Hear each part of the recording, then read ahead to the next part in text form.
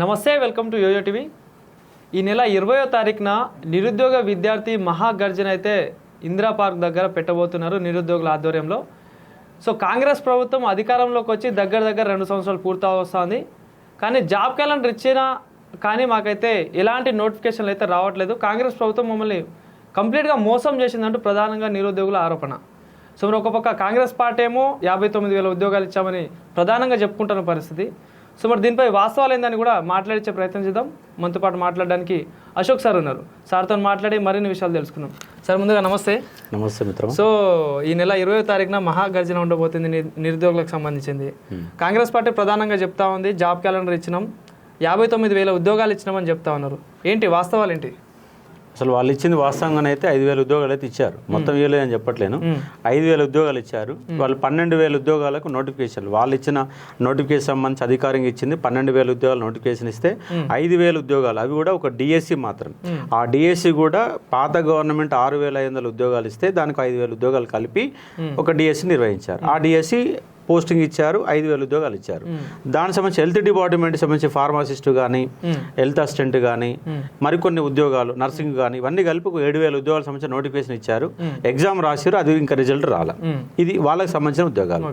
ఇక మిగిలినటువంటి 59,000 ఉద్యోగాలు ఎవరివి అంటే గత గవర్నమెంట్ ఇచ్చినటువంటి ఉద్యోగాలు.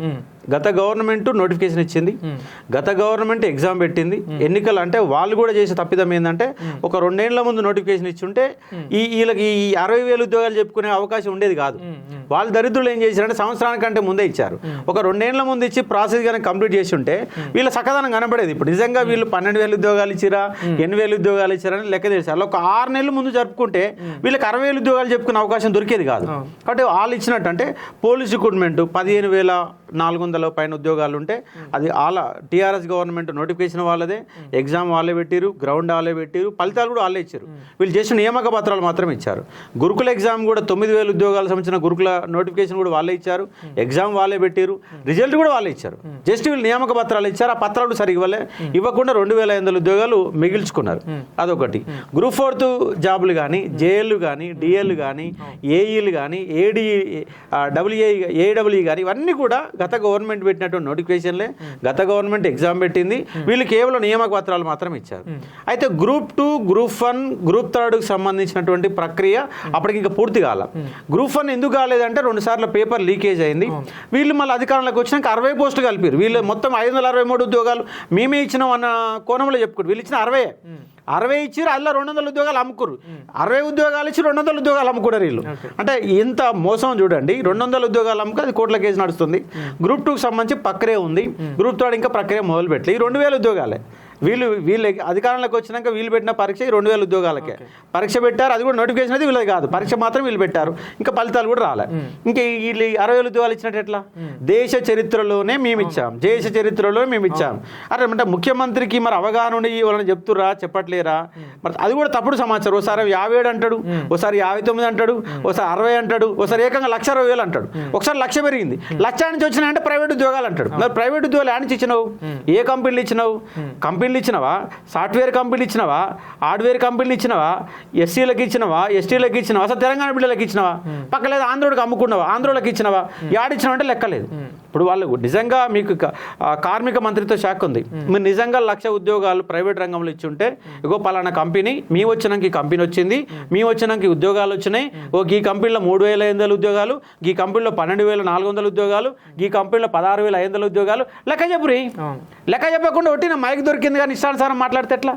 నువ్వు ఎన్నికల ముందు ఇష్టానుసారం మాట్లాడినావు, ఇప్పుడు జడ్పీటీసీ లెక్క మాట్లాడతాడు. అధికారంలోకి వచ్చినాక ఆయన మాట్లాడని ఆయన మొట్టమొదటిసారిగా జడ్పీటీసీగా ఎన్నికయ్యాడు. జడ్పీటీసీ స్థాయిలో ఎట్టయితే మాట్లాడుతూ అదే స్థాయిలో మాట్లాడుతుంది. కానీ ముఖ్యమంత్రి హోదాలో ముఖ్యమంత్రి హోదాలో గంభీరంగా మాట్లాడాలా? నన్ను కోసుకొని తినంటారా? నన్ను కోసుకొని తినంటే రాష్ట్రం పడుకోబెట్టినట్టే. నా వల్ల కాదు, ఇక ముఖ్యమంత్రి పదవికి నేను అనర్హుడిని, నేను వెళ్ళిపోతున్నా అన్నట్టుగా మాట్లాడుతుండ్రు. నన్ను కోసుకొని తిన్నంటే ఎట్లా? ముఖ్యమంత్రి అట్లా నాకు ఇక ప్రభుత్వ పాలన ఎట్లా నడుస్తుంది? ఇవాళ కాంగ్రెస్ గవర్నమెంట్ వచ్చినాక ప్రతి వాళ్ళు తిడుతురండి. ఇవాళ ఏ బిజినెస్ నడుస్తలేదు. రియల్ ఎస్టేట్ మొత్తము హైడ్రా పేరుతో తీసుకొచ్చిండు. హైడ్రా ఇప్పటి వరకు చేసింది లేదు, పీకింది లేదు. ఏదో ఆగమని చేసి కబుర్లు చెప్పారు. ఇంతవరకు ఆ చెరువును బాగా చేసింది లేదు, దాని పక్కన చేసింది లేదు, ఏం లేదు. భయభ్రాంతులకు గురి చేసి ముఖ్యమంత్రి అనే వ్యక్తి రియల్ ఎస్టేట్ వ్యాపారుల వద్ద వందల వేల కోట్లు సంపాదించడం కోసం అడ్డం పట్టుకున్న ఒక వ్యవస్థ హైడ్రా కంపెనీ. ఇలాంటి వ్యవస్థలు మొత్తం నాశనం చేసిండు. సార్ ఆ విషయం నా సబ్జెక్ట్ కాకపోయినా చెప్తా ఉన్నాను. కాబట్టి మేమేమంటున్నాం అంటే మీరు ఎన్నికల మేనిఫెస్టోలో మీ యొక్క భగవద్గీతలో క్లియర్ పెట్టారు. ఇంకో జూన్ 4వ తారీఖు, ఆగస్ట్ 5వ తారీఖు, సెప్టెంబర్ నెలలో, డిసెంబర్ నెలలో phase 1 June, phase 2 December, 2009 December 9లోగా 2 లక్షల ఉద్యోగాలు నింపుతామన్న ఒక ప్రకటన ఎన్నికల మేనిఫెస్టోలో అద్భుతంగా పేపర్ యాడ్లతో సహా ఇచ్చారు. ఒకసారి మీ భగవద్గీత చూసుకోండి, ఎన్నికల మేనిఫెస్టో చూసుకోండి. అది చూస్తున్నాను మీకు సిగ్గు వస్తుందేమో. అది చూస్తున్నాను, అరే మేము ఇచ్చిన హామీలు ఏంది, వాళ్ళు అమలు ఇంప్లిమెంట్ ఏం చేస్తున్నాం, నిజంగా ఉద్యోగాలు ఇచ్చినావా ఏ లేదా మీకే తెలుస్తుంది కదా. 60,000 ఉద్యోగాలు గొప్ప. మీరు ఎక్కడన్నా ఎన్నికల మేనిఫెస్టోలో ఇగో టీఆర్ఎస్ గవర్నమెంట్ 89,000 నోటిఫికేషన్లు ఇచ్చింది, దాంట్లో 60,000 ఉద్యోగాలు ఉన్నవి, 60,000 ఉద్యోగాలు కూడా మా 2 లక్షల ఉద్యోగాలు ఇవి కూడా కలిసి ఉన్నాయి అని మీరు ఇచ్చిరా? మీరు ఏమన్నారు? జూన్లో నోటిఫికేషన్ ఇస్తాం, డిసెంబర్లో నోటిఫికేషన్ ఇస్తాం, ఫేజ్ 1 నోటిఫికేషన్, ఫేజ్ 2 నోటిఫికేషన్. అసలు నోటిఫికేషన్ సంబంధించి ఇది లెక్క ఉంటే 60,000 ఉద్యోగాలు అని ఇచ్చినావు. నోటిఫికేషన్ ఇవ్వకుండా 60,000 ఉద్యోగాలు ఇస్తావా? ఇవ్వ కదా. నోటిఫికేషన్ లేకుండానే 60 ఉద్యోగాలు ఇప్పినటువంటి చరిత్ర దేశ చరిత్రలో కాంగ్రెస్ వాళ్ళకి ఒక్కరికి మిగిలిన ఎవరికి నోటిఫికేషన్ ఇవ్వకుండా మరి ఎట్లా ఇచ్చారు? వెనక అన్న బ్యాక్ సైడ్కి వెళ్ళి ఇచ్చారు ఏమన్నా? అట్లా అంతే కదా. నోటిఫికేషన్ కూడా నువ్వు ఉద్యోగం అంటే ఇస్తావు. మరి నోటిఫికేషన్ లేకపోయా, నువ్వు నోటిఫికేషనే నువ్వు జూన్లో పెట్టుకో. 2024 డిసెంబర్ జూన్లో, 2024 డిసెంబర్లో నోటిఫికేషన్ పెట్టుకున్నావు. 2020 లెక్క పంచాయతీ లేదు. మరి ఇయర్ క్యాలెండర్తో 2025కి వచ్చినావు. ఆ 2025కి వచ్చినాకన్నా ఉన్న లెక్కలు అమలు చేసినావా? ఎస్సీ వర్గీకరణ ఇప్పుడు 2 నెలలు దాటింది, ఇంతవరకు మొదలలేదు. ప్రధానంగా కాంగ్రెస్ పార్టీలో సంబంధించిన వాళ్ళు పెద్దవాళ్ళు కూడా ఏమంటా ఉన్నారంటే ఈ జాబ్ నోటిఫికేషన్ వేయడానికి మాకు మెయిన్గా 3 కారణాలు అడ్డొస్తాయి. ఎస్సీ వర్గీకరణ అడ్డొచ్చింది, అదేవిధంగా గతంలో జరిగిన గ్రూప్ 1 సంబంధించిన రిలీజ్ కానీ, ఆ కోర్టు కేసు కానీ, ఇలా కేసులో ఉండడం వల్ల, కోర్టులో ఉండడం వల్ల మేము రిలీజ్ చేయలేకపోతున్నాం. అది క్లియర్ అయ్యేంత వరకు చేయలేము కదా అని చెప్పేసి ప్రధానంగా వాళ్ళు అనుకుంటున్నారు. కోర్టు కేసు నీకేం సంబంధమే? కోర్టు కేసు ఉన్నది పాత నోటిఫికేషన్, నువ్వు కొత్త నోటిఫికేషన్ వద్దంటారు. అంటే అది క్లోజ్ కాకుండా ఇది ఎట్లా చేస్తామని చెప్పి దానికి సంబంధం ఏంటి? నువ్వు చెప్పుకోవడానికి నాటకాలు ఆడుతందుకు దాని పేరు చెప్పడం అంతే. నువ్వు ఆడే దొంగ నాటకాల కోసం మాత్రం ఉపయోగపడుతుంది. దీనికి ఎలాంటి సంబంధం లేదు. కొత్త నోటిఫికేషన్ ఇవ్వచ్చు. ఇవాళ ఎస్ఎస్సి ఉంది, ఎస్ఎస్సి సిజిఎల్ ఉంది, రైల్వే రిక్రూట్మెంట్ బోర్డు ఉంది. అది ఒకసారి నోటిఫికేషన్ ఇచ్చి అది నడుస్తూనే ఉంటాయి. మళ్ళీ జనవరిలో మళ్ళీ నోటిఫికేషన్ ఉంటుంది, మళ్ళీ డిసెంబర్లో మళ్ళీ నోటిఫికేషన్ ఉంటుంది. ఎవరి ఇయర్ క్యాలెండర్ ఉంటుంది. మీకు అట్లా ఇయర్ క్యాలెండర్ లేదు కదా. గత టీఆర్ఎస్ గవర్నమెంట్ ఇయర్ క్యాలెండర్ లేదు, నిరుద్యోగులు మోసం చేసిందనే మీరు అబద్ధాలు చెప్పింది. సార్ ఇక్కడ ఒక క్వశ్చన్ సార్, అంటే ఈ జాబ్ క్యాలెండర్ కరెక్ట్ ఉందా అసలు? ఫస్ట్ అంటే ఏం చెప్తారు? అసలు జాబ్ క్యాలెండర్ ఇస్తామనే వీళ్ళు నమ్మింది ఎట్లా అంటే టీఆర్ఎస్ గవర్నమెంట్ 10 ఏళ్ల కాలంలో జోనల్ సిస్టమ్ పేరుతోని బాగా ప్రొలాంగ్ చేసింది. ఒక గ్రూప్ 2 ఒకటి నింపారు, ఒక 3 మాత్రం అద్భుతంగా పోలీస్ రిక్రూట్మెంట్ బోర్డు వాళ్ళని కాపాడుకుంటుందికా మరి ప్రజలను కాపాడుతుందిగా తెలియదు కానీ 50,000 3 నోటిఫికేషన్ల ద్వారా 50,000 ఉద్యోగాలు ఇది పోలీస్ రిక్రూట్మెంట్ కూడా చేశారు. అదొకటి చేశారు. గురుకులకు సంబంధించి కొత్త గురుకులా ఇచ్చారు కాబట్టి అదొకటి చేశారు. ఒక డిఎస్సి నిర్వహించారు. వాళ్ళు అంటే మనం తెలంగాణ రాష్ట్రం అనేది నీళ్లు నిధులు నియామకాలనే ఒకే ఒక ప్రక్రియ ద్వారా తెలంగాణ ఉద్యమాన్ని బలంగా నిర్మించింది నిరుద్యోగులే. టీఆర్ఎస్ గవర్నమెంట్ అధికారం తెచ్చింది నిరుద్యోగులే. టీఆర్ఎస్ గవర్నమెంట్ ని దింపింది నిరుద్యోగులే. మళ్ళీ మిమ్మల్ని అధికారం తీసుకొచ్చింది కూడా నిరుద్యోగుల పాత్ర లేకుండా మీ ప్రభుత్వం లేదు. దయచేసి ఏమంటున్నామంటే మీరు అబద్ధాలు చెప్పడం మానేయండి, 60,000 ఉద్యోగాల లెక్కలు చెప్పడం మానేయండి. మీరిచ్చిన నోటిఫికేషన్లు ఏంటి, మీరు నింపిన ఉద్యోగాలు ఏంటి, 2 లక్షల ఉద్యోగాల ప్రణాళిక ఏంటి, ఇయర్ క్యాలెండర్ ఏంది, ఎప్పుడు ఇంప్లిమెంట్ చేస్తాం, ఎప్పుడు నోటిఫికేషన్, త్వరలో అనే పదం వాడకండి. ఇప్పుడు ప్రధానంగా అదే అంటాం, త్వరలో అనకండి. కొంచెం టైం ఇవ్వండి. టైం ఎందుకు ఇవ్వాలి నీకు? నువ్వు 2000 డిసెంబర్ 9లో ఇంప్లిమెంట్ చేయాల్సిన ఉద్యోగాలకి ఇక మళ్ళీ టైం ఎందుకు? ఇంకా నువ్వే టైం పెట్టినావు, మేము టైం పెట్టలే. నువ్వు ఒక మేనిఫెస్టోలోనే క్లియర్ కట్గా జూన్లో డిసెంబర్లో ఫేజ్ 1 ఫేజ్ 2 నువ్వే టైం పెట్టి నువ్వే టైంని మళ్ళీ ఉల్లంఘిస్తే ఎట్లా? మళ్ళీ త్వరలో అంటే పదవి ఎక్కడ వస్తుంది? అంటే అన్ని బద్మాష్ మాటలు ఇవన్నీ, వీళ్ళన్ని తప్పుడు మాటలు, ఇవన్నీ మిస్గైడ్ చేసే మాటలు. కానీ విద్యార్థులు మిస్గైడ్ ఏమైతే లేదు. అంటే ఇంకో మాట అంటా ఉన్నారు సార్, అంటే రాబోయే రోజులలో దగ్గర 30,000 పైన ఉద్యోగాలు రాబోతున్నాయి. ముఖ్యమంత్రి గారు గుడ్ న్యూస్ చెప్పబోతున్న నిరుద్యోగులుగా మాట్లాడుతూ ఉన్నారు. ఇంకోటి చూసుకుంటే దగ్గరలో స్థానిక సంస్థల ఎన్నికలు కూడా రాబోతున్నాయి. దీనికి ఏమైనా లింకప్ కనిపిస్తుంది? ఇప్పుడు ఆర్టిస్ట్ క్లాస్ లో పెద్ద మనిషి వీడియోలు చేసిండు. ఏప్రిల్ నోటిఫికేషన్, మేలో నోటిఫికేషన్, జూన్ 2 నోటిఫికేషన్ వీడియోలు అని చెప్పిండు. ఇప్పుడు వీడియో పెట్టే పరిస్థితి లేడు. ఎందుకంటే ఏప్రిల్ పోయింది, మే పోయింది, వర్గీకరణ అయిపోయింది, ఇంక వీళ్ళు ఇచ్చే పరిస్థితి కనపడతలేదు. ఇక నేను యూట్యూబ్లతో మాట్లాడాను, అసలు ఉద్యోగాల గురించి నేను మాట్లాడాను, అసలు వాళ్ళకి కనపడాను, నేను బారిపోతా అన్న కాడికి వచ్చింది పరిస్థితి.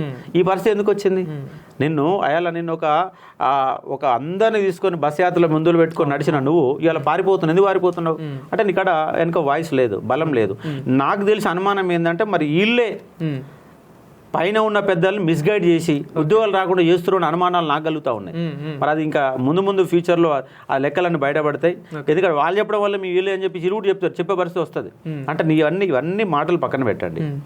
మీరు గతంలో టీఆర్ఎస్ ఏం చేసింది, మేము ఇచ్చిన 60,000 ఉద్యోగాలు ఇవన్నీ కాదు, మీరు ఇస్తున్న లెక్క ప్రకారమే 2 లక్షల ఉద్యోగాలు ఇచ్చి చూపెట్టండి. 2024 డిసెంబర్ 9 అంటున్నాం కదా, 2024 డిసెంబర్ 9 అయిపోయింది, 2020 డిసెంబర్ 9లోకి ఇంప్లిమెంట్ చేయండి. ఇంకో సంవత్సరం పెంచుకున్నారు కదా, ఈ సంవత్సరంలో పూర్తి చేయండి. మీరు ఇంకా 4,000 విద్యార్థులకు భృతి ఇస్తామని చెప్పారు, అది పోయింది. ప్రతి డిగ్రీ పాస్ అయితే 10,000 ఇస్తాం, పీజీ పాస్ అయితే ఇన్ని పైసలు ఇస్తాం, మీకు ఒక కార్డు ఇస్తాం, ఎప్పుడు ఏటీఎం పెట్టి పైసలు తీసుకోవచ్చు, మీరు మంచిగా చదువుకోవచ్చు, మీకు ఫ్రీ మెటీరియల్ ఇస్తాం, కోచింగ్ సెంటర్లు ఏర్పాటు చేస్తాం, అది చేస్తాం ఇది చేస్తాం అని ఎన్ని రకాల అబద్ధాలు చెప్పారండి. ఒక ఎన్నికల మేనిఫెస్టోలో ఒక 2 పేజీలు మాకే కేటాయించారు, నిరుద్యోగుల కోసమే పేజీలు కేటాయించారు, అన్ని రకాల ఉద్యోగాల పేర్లు పెట్టారు. అసలు ఇలాంటి ప్రభుత్వం మళ్ళీ మాకు ఇది పోతే మళ్ళీ మాకు రాదు, కాంగ్రెస్ వస్తే మా మొత్తం బతుకులన్నీ మారిపోతాయి. అది కూడా చెప్పింది ఎవరు? కాంగ్రెస్ పార్టీ అగ్రనేతలు ఇదే అశోక్ నగర్ లోకి వచ్చి చెప్పారు కదా సార్. మరి ఎవరు రమ్మన్నారు వాళ్ళని? రాహుల్ గాంధీని ఎవరు రమ్మన్నారు? రేవంత్ రెడ్డిని ఎవరు రమ్మన్నారు? బల్మూర్ వెంకట్ని ఎవరు రమ్మన్నారు? రియాజ్ని ఎవరు రమ్మన్నారు? మరి వచ్చిన వాళ్ళు మరి ఇవాళ రండి. అవును, అయ్యాల ఎంత మంచిగా ఛాయ్ పెట్టిరు, ఛాయ్ ముచ్చ చెప్పిరో, ఇవాళ మీరు రాహుల్ గాంధీని తీసుకురండి. అదే ఆర్టిస్ట్ రాష్ట్రోడికి రాహుల్ గాంధీ గారిని తీసుకొచ్చి మళ్ళీ ఛాయ్ దాపండి, సంతోష పెడతాం. నాయన మీరు సంవత్సరం అవుతుంది, మీకు ఇన్ని ఉద్యోగాలు ఇచ్చినాం, మీకు సంతోషాన్ని ప్రకటించడం కోసం సభ పెట్టండి, మీరు ఇచ్చిన ఉద్యోగాల మీద సభ పెట్టండి. నిజంగా మీరు 60,000 ఉద్యోగాలు ఇచ్చినట్టు ఒక గ్రాండ్ సభ పెట్టండి. మీకు దమ్ముంటే నిరుద్యోగులతోని ఎవరికి రూపాయి ఇవ్వకుండా ఆర్టిస్ట్ క్రాస్ రోడ్లో ఒక 10,000 మందితో మీటింగ్ పెట్టండి, మేము చూస్తాం.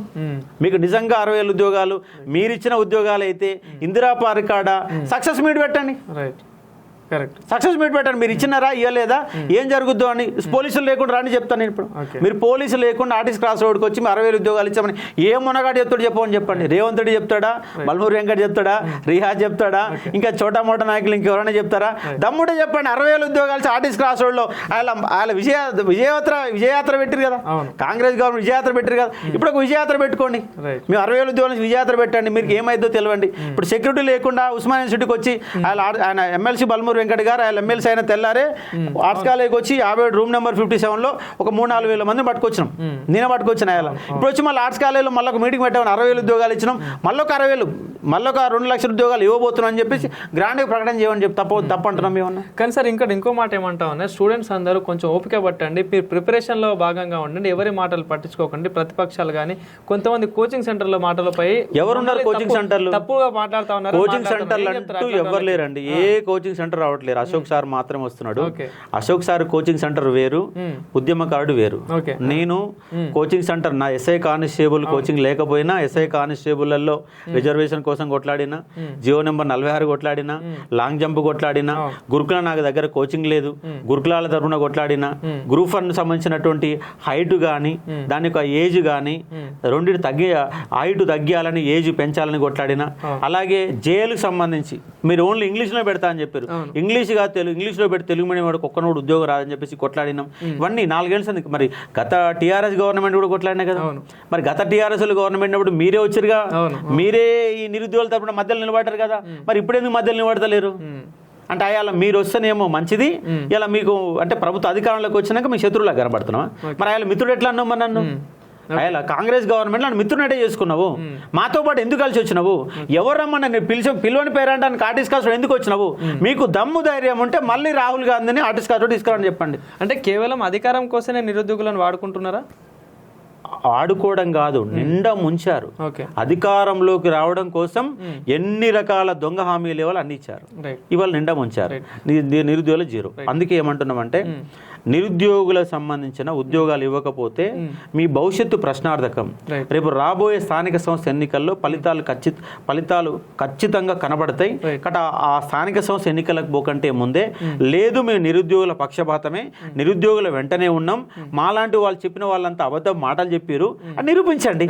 సో ఇప్పుడు మీరు అంటే నాకు ప్రశ్న గుర్తుంచుతా, అంటే గత ప్రభుత్వం దింపడానికి ప్రధానంగా కీలక పాత్ర నిరుద్యోగులు కానీ ఇలాంటి అంటే తెలంగాణ ఉద్యమకారులు కానీ ఇలా చాలా మంది ప్రధాన పాత్ర పోషించిల్లు, ఆ ప్రభుత్వం దిప్పిల్లు. కాంగ్రెస్ ప్రభుత్వం వస్తే మాకు న్యాయం జరుగుతుంది, స్టూడెంట్స్ కూడా కాంగ్రెస్ ప్రభుత్వం తెచ్చిల్లు. అంటే ప్రభుత్వాలు మారుతూ ఉంటాయి కానీ స్టూడెంట్స్ బతుకులు అంటే వాళ్ళ సమస్యలు, నిరుద్యోగ సమస్య అనేది మారదంటారా? ప్రభుత్వాలు ఏవైనా అట్లే ఉంటుంది. రాజ్యం యొక్క లక్ష్యం ఎట్లుంటుందో అట్లనే ఉంది.